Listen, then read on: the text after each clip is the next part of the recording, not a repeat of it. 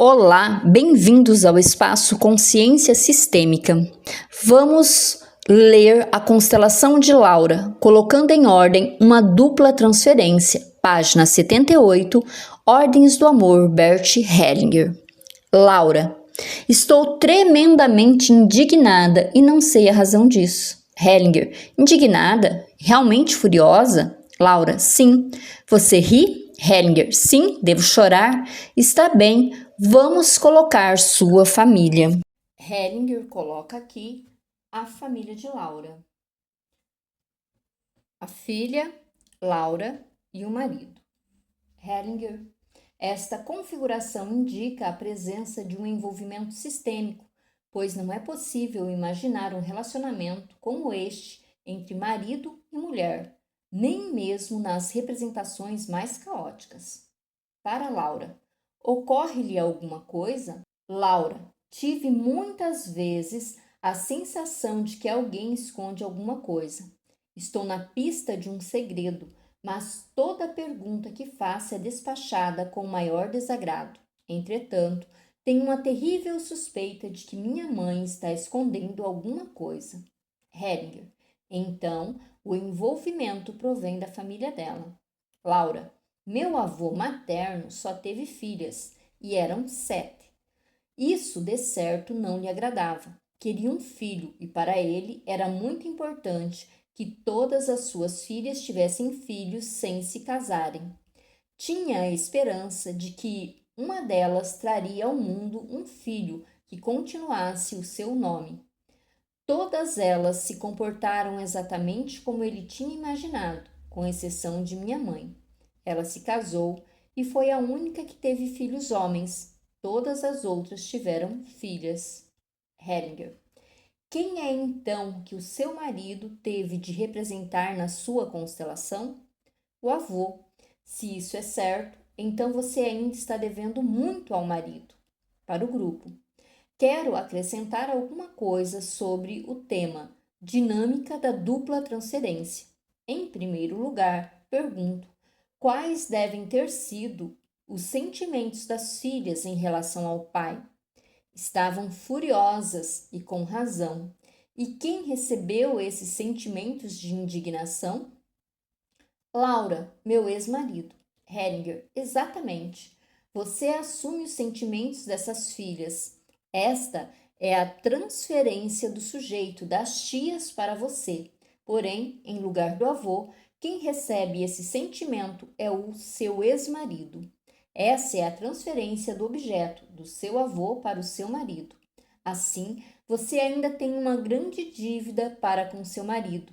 Quando alguém sente que está com a razão, realmente com razão, como você há pouco, então existe na maioria dos casos uma dupla transferência. Quando se trata do próprio direito, as pessoas não se empenham tanto quanto com o direito alheio.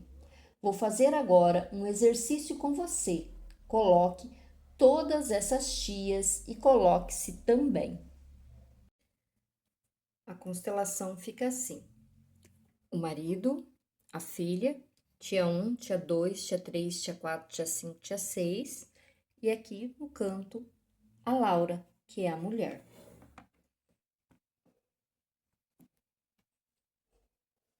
Hellinger para a Laura.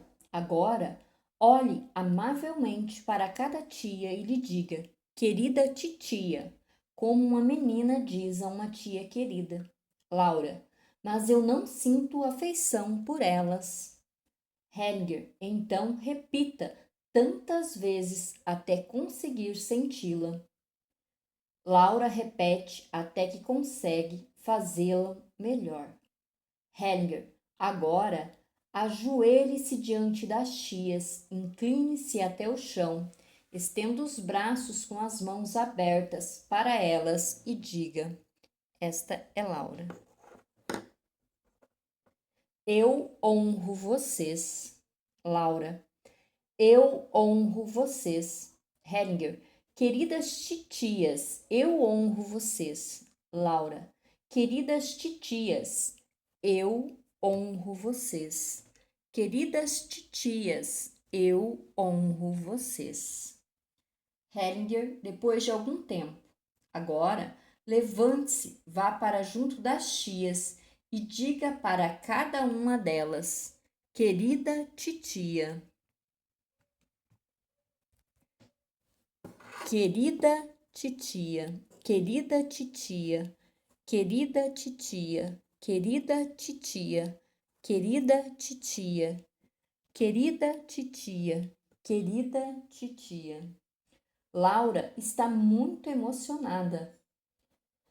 Somente agora fluem seu amor, sua dor e sua compaixão. Então Hellinger coloca o marido diante dela. Laura se dirige ao seu marido, cai nos braços dele e lhe diz, soluçando: perdoe-me, por favor. Hellinger, diga apenas: sinto muito. Apenas isto: sinto muito. Laura, sinto muito. Hellinger, diga-lhe: eu não sabia. Laura, eu não sabia. Hellinger, quando Laura se acalma, agora coloque-se ao lado dele e vou colocar sua filha. Laura fica aqui, o marido aqui e a filha olhando para os dois. Hellinger, como estão agora? Todos bem? Hellinger, muito bem. Foi isso aí. Hellinger para o grupo. Quero explicar mais em detalhe esse processo. No caso de uma dupla transferência, podemos observar que a pessoa em questão já não é ela mesma, pois está identificada com uma outra pessoa. A identificação significa que ela está alienada de si e se sente como se fosse a outra. Não a vê, portanto, como uma pessoa autônoma, porque está identificada com ela. Por isso, foi necessário, inicialmente, colocar as tias diante de Laura. A identificação com elas não pôde ser mantida, principalmente quando ela lhes disse: eu honro vocês. Elas voltaram a ser suas tias e Laura voltou a ser somente ela mesma e mais ninguém. As tias voltaram a ser grandes e responsáveis pela própria dignidade e pelos próprios direitos, e Laura voltou a ser pequena e pôde amá-las como se fosse a criança de então. Representante de uma tia. Para mim foi importante sentir como tia como é bom receber a homenagem. Hellinger para o grupo. Vocês viram a beleza da cena quando as tias se postaram ali em sua dignidade. Sem isso, sem a dignificação que precede o amor, o processo não funciona. Mesmo quando um filho encontra o caminho de volta para os pais, frequentemente é preciso que antes lhes preste homenagem. Por exemplo, quando os injustiçou ou desprezou. Só depois dessa preliminar é possível o encontro. Caso contrário, algo foi omitido e o encontro não tem força. A maioria das dificuldades graves entre casais baseia-se na dupla transferência. Todos os esforços para resolvê-las são inúteis enquanto a identificação não for reconhecida e resolvida. Só então volta a existir uma relação boa e renovada. Na identificação, a pessoa vive num mundo estranho e fica também inacessível, pois não se comporta como ela mesma, mas como um estranho. E do mesmo modo, não vê seu parceiro, mas uma outra pessoa nele. Então tudo fica distorcido. Laura, estou estupefata. Pela primeira vez em minha vida, senti as costas quentes sem que ninguém me pusesse a mão. Isso eu jamais tinha experimentado. Representante do marido. Senti-me comovido quando ela disse: sinto muito, eu não sabia.